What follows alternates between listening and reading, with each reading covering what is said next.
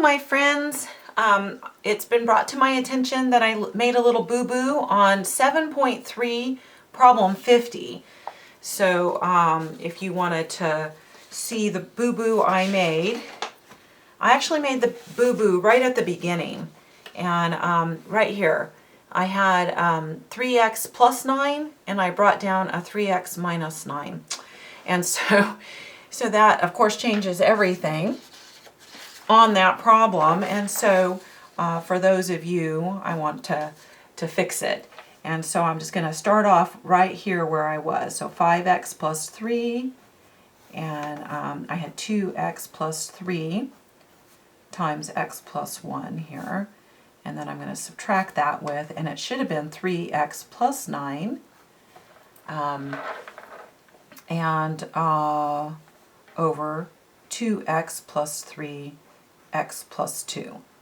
And then we got a different color because we got that common denominator, which our common denominator was right. So that little typo that I made from here to here wasn't, and so we're going to multiply by the same things here. So this is x plus 2, top and bottom.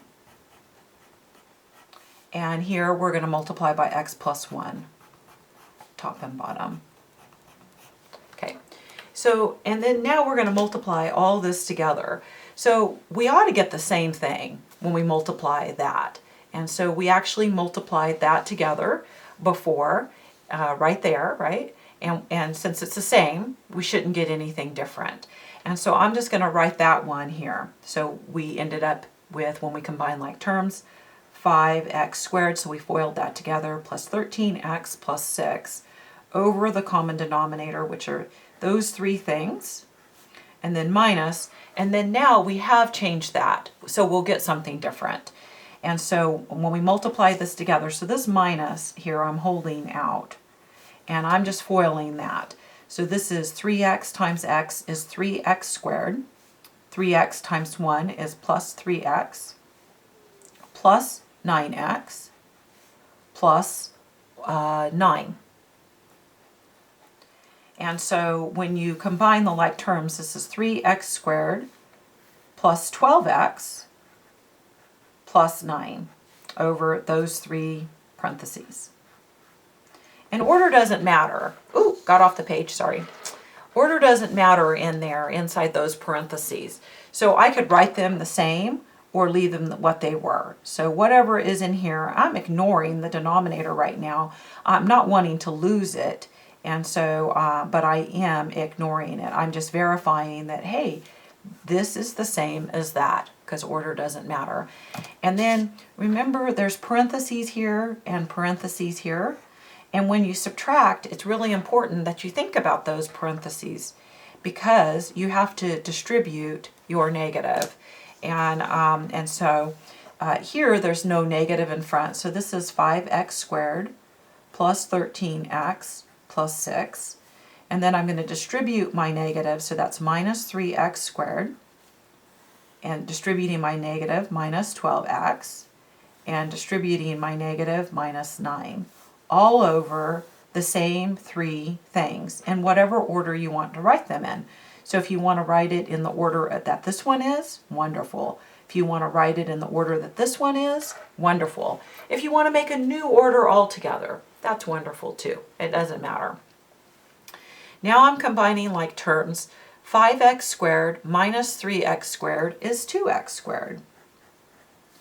And 13x take away 12x is x. And 6 take away 9 is 3. And over that denominator.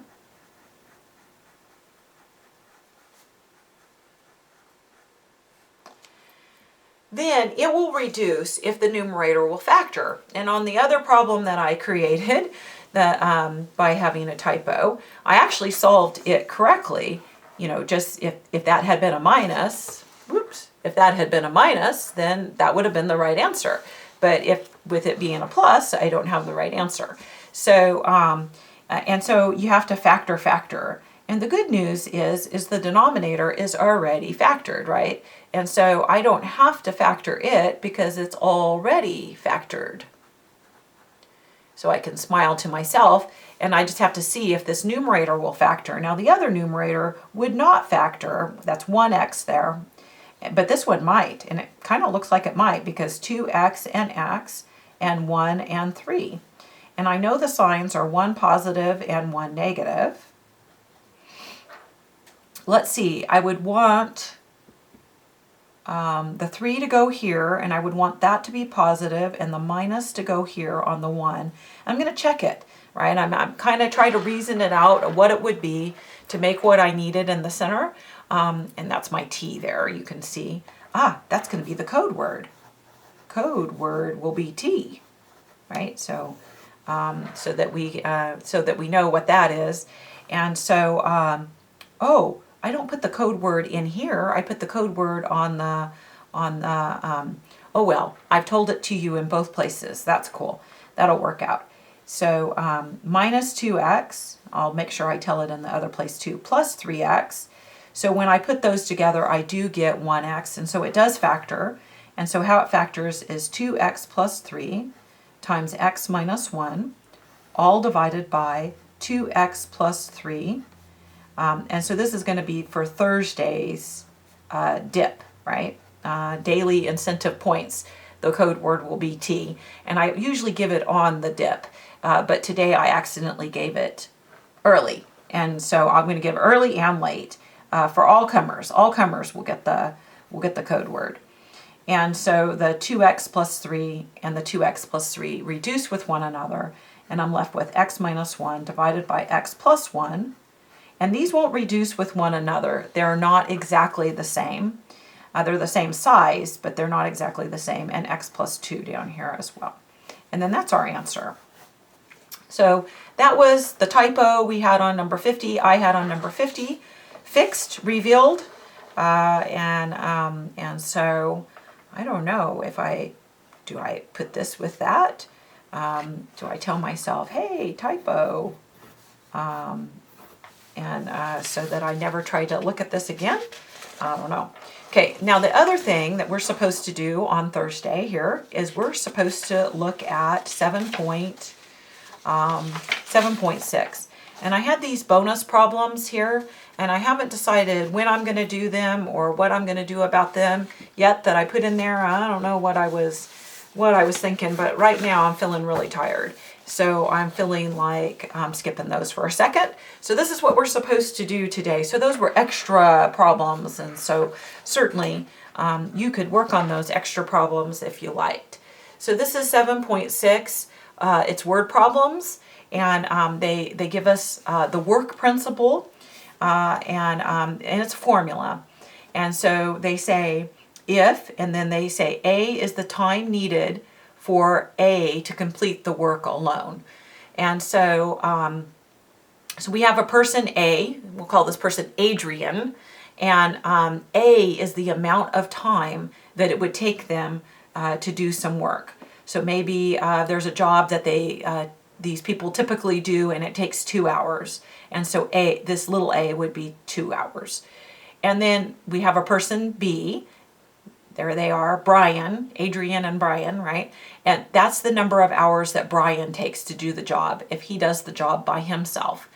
And then T is the time needed if both Adrian and Brian do the work together.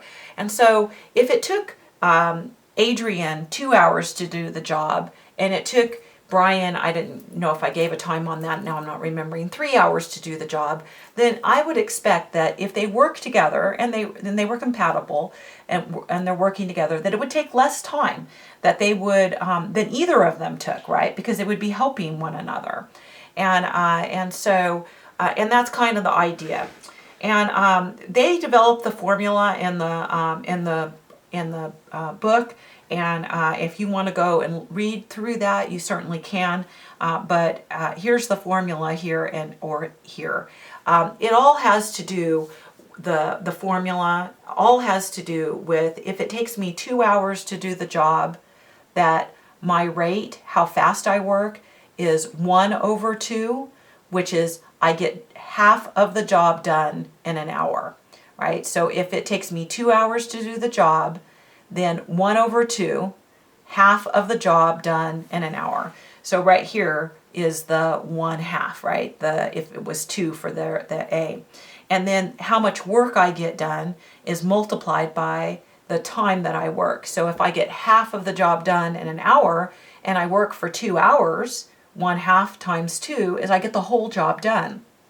If I work for only an hour, then I only get half of the job done. If I work for half an hour, then how much of the job do I get done? Well, I could figure it out by multiplying. So that's kind of the idea. So this is an example. It takes Marie 15 hours to install wood flooring in a small house. If she works together with Curtis, they can do the installation job in 9 hours. How long would it take Curtis to do the job by himself? So all of these problems, these work problems, are going to talk about how long it takes one person to do the job by themselves. Maybe it's going to ask you how long it takes them to do it together, or tell you how long it takes them to do it together, or ask you how long it took the other person. So it's kind of, there's 3 things, right? And it's going to tell you 2 of them and ask you for the third. And so right here, they've told me one person by themselves. And so I can let Marie be person A if I like. And then it told me working together. So it says together, when she works together. So this is the together time. So this is T. And this is one of the single times. So this is A, just one person working. So our formula becomes, oops, I was going to write A over T, but it's T over A. T over A plus T over B equals 1. And we have 9 over 15 plus 9, T is still 9, over B equals 1. And what B is going to be is the time needed for the other person, which in this case is Curtis. The time needed for Curtis to do the job. Right? And that's what we were trying to find out. So apparently they're going around putting in wood floors in a whole bunch of small houses, and it takes Marie 15 hours to do that. And now if they were to do the job together in a similar house, it would take 9 hours working together. And what if Curtis went by himself? How long would it take Curtis to do the job by himself? And we can just solve this equation and find that out. Now you could, lots of different ways of solving the equation. You could multiply to clear the denominator, which would be factor, lots of ways of going. You could reduce 9 and 15.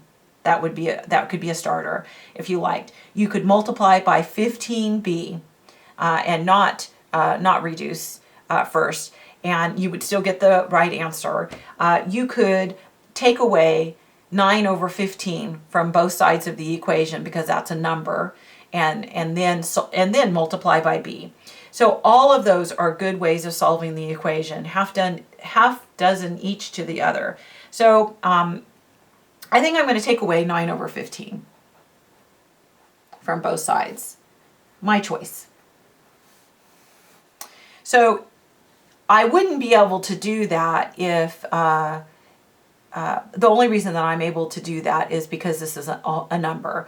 And so if it wasn't, so I'm kind of lucky on this one. Other times I might have to clear the fraction, like I was practicing solving yesterday. And so this one has some niceness to it. I'm going to use my calculator to do the 1 minus 9 over 15, and it'll reduce for me too. And so I get 2 over 5. So I get 9 over b equals 2 over 5. And there's different ways of solving.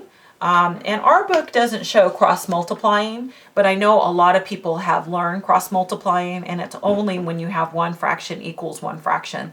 So you could do that here if you liked. What our book shows is to multiply by the denominator, which in this case is b times 5, which is 5b, both terms. And so this is times 5b. I got that too close. Times 5b, and that's over 1. And I'm here to reduce. That's the reason I multiplied by 5b. Let's scoot that over a little bit. It's kind of in my, so multiply by the LCD, the lowest common denominator, which is 5b. And the b cancels here with the b and gives 45. Equals the 5 cancels here with the 5 and gives 2b. And if you cross multiply, that's where you would be at. You would have the same thing. So divide by 2 here gives us 45 over 2, which is 22 and a half, I think. I think I feel confident with that being 22 and a half. And it is. So I just made sure, just double checking, right? And so if Curtis did the work all by himself, so this is Curtis, it would take 22 and a half hours for Curtis to do the work all by himself. Okay, so we did a lovely job on that problem there. So that's a work problem. And the other type of problem they have for us to do are motion problems. And we've done a lot of motion problems. I'm not going to say a lot, but we have done motion problems in several sections of the book. And motion problems go with rate multiplied by time equals distance. You could rearrange this equation by dividing by the rate, and that would be that time equals the distance divided by the rate. Or you could divide that equation by the time, and if you divided both sides by the time, you would get the rate equals the distance over the time. So, and so sometimes it's helpful to use a different form. And so this one says Susie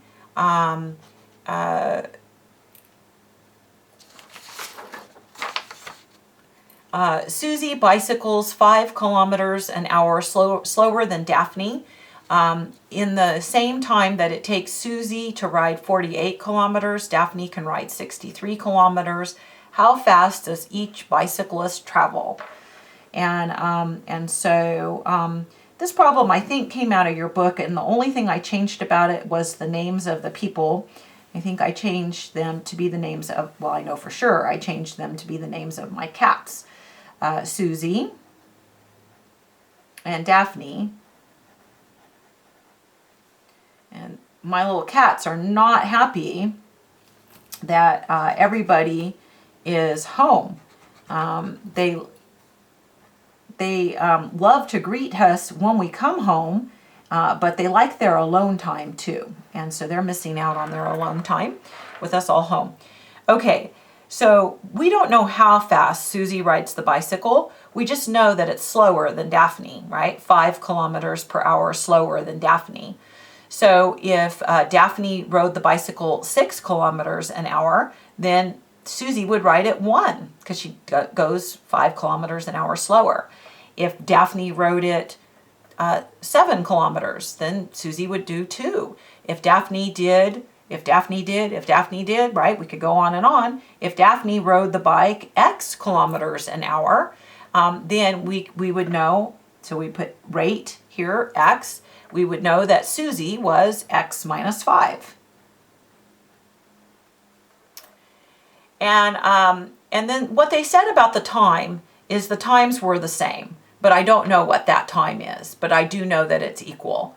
And what they said about distance is that Susie rides 48 kilometers and Daphne rides 63 kilometers.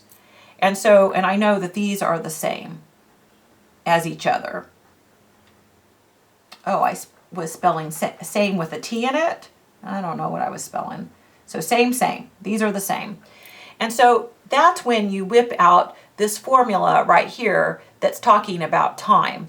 Because kind of what we have as our main equation is that, I'm going to put it here, the time for Susie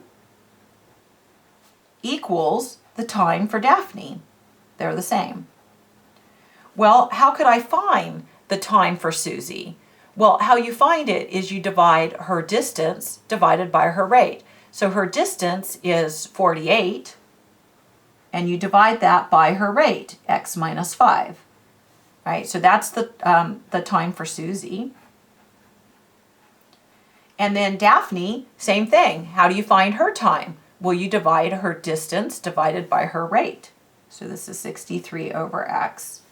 And so this equals 63 over x. And then now I'm ready to solve that. And if you're a person that likes to cross multiply, this is a perfect one for cross multiplying.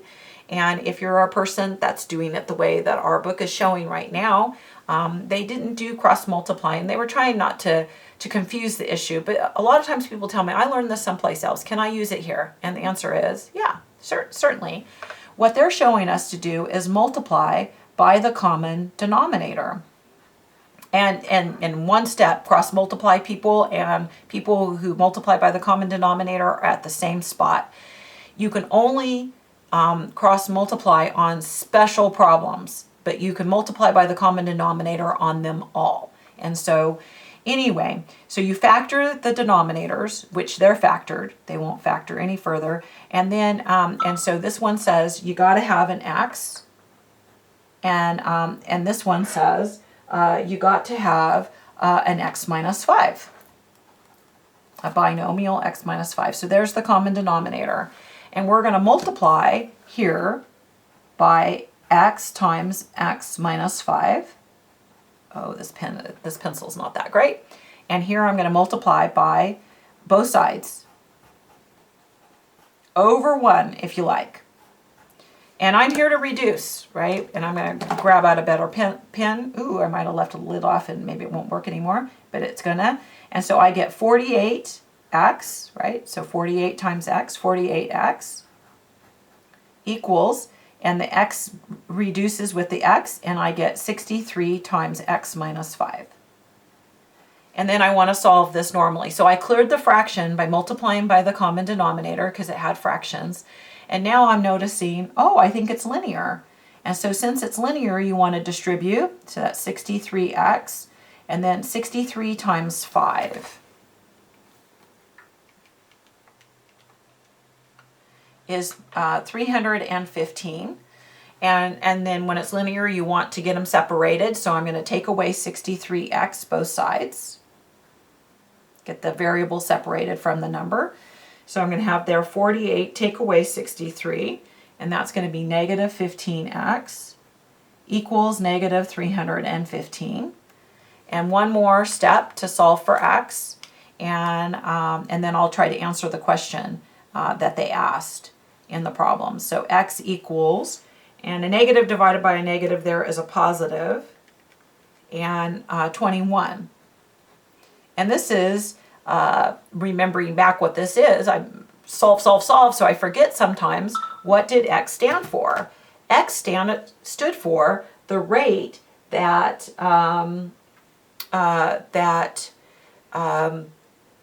Daphne rides the bicycle. So that's 21 kilometers per kilometers per hour. And it asks how fast did each bicyclist ride. So Daphne rides 21 kilometers per hour, and Susie, well, she rides 5 kilometers an hour slower. So 21 take away 5 is what Susie's going to do. So 21 take away 5, right, is what Susie's going to be. 21 take away 5 is 16 kilometers per hour. And there's our answer there. So we did a lovely job on that problem there. And we have just one more problem on the word problems to do. And I know that we've looked at this picture before because we've done the upstream and the downstream problems. And this is a problem, and we did the problems where you had a boat going upstream and downstream, and we also did problems where you had airplanes going with the wind and against the wind. And we said the same principle applied when the wind was pushing the airplane. So and they said that when you're going downstream or going with the wind, then your rate is s plus c. The speed that the plane or the boat would go if there was no wind or no current, plus the current the wind current or the current in the stream. And if you're going upstream, going against the wind, then the current or the wind is actually slowing you down, S minus C. If you take a physics class, I think that you'll see that it's slightly more complicated than this, but it does boil down to this in general. And so, but there's some friction, and so you'll get to figure that out, and so that'll be exciting. So this says an airplane flying against the wind travels 500 miles in the same amount of time that it would take to travel 600 miles with the wind. If the speed of the wind is 50 miles an hour, what is the speed of the plane in still air? So I noticed that this is a motion problem, and those upstream, downstream problems are motion problems. And so I'm going to make my little table for motion, and I'm going to have, it doesn't matter which one's first or second, against the wind and with the wind. Rate, and I want to use capital R, and it doesn't matter. And equals distance. I wish I wouldn't have got into the writing on there, but that's life. That's how it went. And I know that when I'm going downstream, I'm going with the wind. This is with the wind, right? This is with the current when I'm going downstream. So my rate ought to be S plus C, where S stands for the speed of the boat or the airplane in still air, and C stands for the speed of the river or the speed of the air. And in this case, it's air, and they said it's 50 miles an hour. So this is S plus 50. And against is S minus 50. I have to be careful with my S's and be careful with my 50s so that my 5s don't look like S's. Then the time was the same, but the distances were different. They said that when it was going against the wind, the distance was 500 miles. Gosh, all these 5s. And when it was going with the wind, 600 miles. And so we kind of have that same story that they were telling us in the last problem, which is those times are the same. So we know that the time going against the wind, I kind of made a little subscript there, time against the wind equals time with the wind. And what did time equal? Well, you can remember that it was the distance divided by the rate. And so remember that time is the distance divided by the rate. And the distance for against is 500 divided by the rate, S minus 50. And 600, right, same here, divided by S plus 50. I wish I would have made that box bigger. And so now when I put them here, 500, S minus 50 equals 600, S plus 50. And then what I'm going to do is I'm going to multiply by the common denominator. And how you find the common denominator, because I have fraction, right? And how you find the common denominator is that you factor this, which it won't factor, and you factor that, but it won't factor. And so, and you build the lowest common denominator, and I'm going to multiply by it, but I'm going to build it here by this piece, S minus 50, times this piece, S plus 50. And that's what I'm going to multiply by both of these fractions. And I'm going to do that with my purple pen. So I'm going to come right here, and I'm going to say, I'm going to multiply there by S plus 50. Oh, I had the minus first. It doesn't matter, but I know that'll drive some people crazy, and so I don't want to be a person that would drive anyone crazy. S minus 50, S plus 50. And then here the same. S minus 50, S plus 50. Oh my gosh, I'm getting off the paper. I'm going to have to call out for someone to bring me some more tea or something, right? So the S minus 50 drops out here and gives 500 times S plus 50. The s plus 50 drops out as planned, and on that side gives 600 times s minus 50. And then you would multiply to solve that. So I got rid of the fractions. You can get rid of the fractions using the method of multiplying by the common denominator here, or you could use, this one was another special one. And so anyway, so, and now I'm going to have here 500s plus, and then when I multiply here, I get 25,000, and 600s minus 30,000. And now it's linear. And so I distributed, right? And I could kind of tell that it was linear. Even if it had been quadratic, I would have been distributing.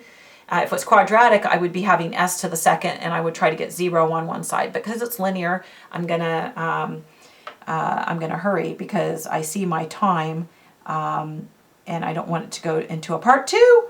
And my camera, because of the fact that it's older than probably most of you, is so that over there, it says you got 35 minutes basically.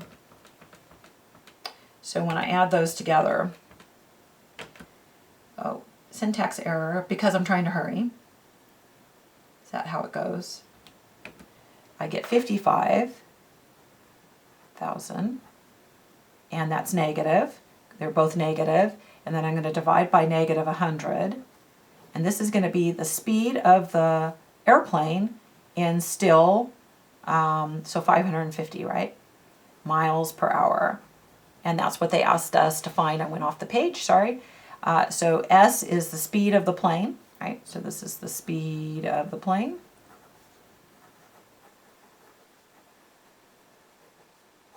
We made it. Okay. And so I hope that you give a try to the problems that you have to do and see how you do them.